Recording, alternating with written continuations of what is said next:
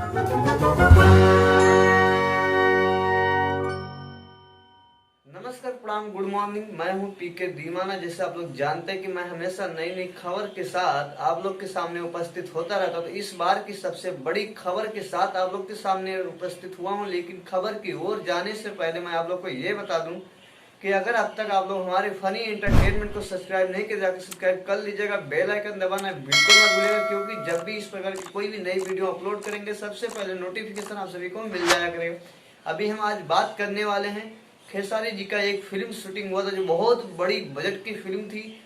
और वो फिल्म उस फिल्म में काजल आगवानी और सूजी शर्मा जी आप लोग को नजर आने वाले हैं। और बात किया जाए ये फिल्म के बारे में, तो जिसका ऐसी फिल्म से अभी मॉर्निंग में ही 7:15 पर इसका टीजर रिलीज होने वाला है।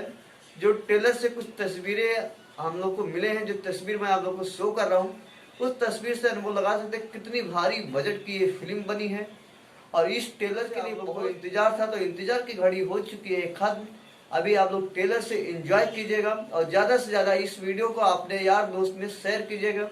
क्योंकि अगर साथ इससे पहले हमारी वीडियो देख रहे तो ज्यादा से ज्यादा शेयर करें। साथ के बाद देख रहे ट्रेलर देखने के बाद कमेंट बॉक्स में जरूर बताइएगा कि आप लोग को ये ट्रेलर कैसा लगा। फिर मैं नेक्स्ट वीडियो के साथ मिलने वाला हूँ। जब तक के लिए जय भोजपुरिया समाज, जय भारत, जय हिंद।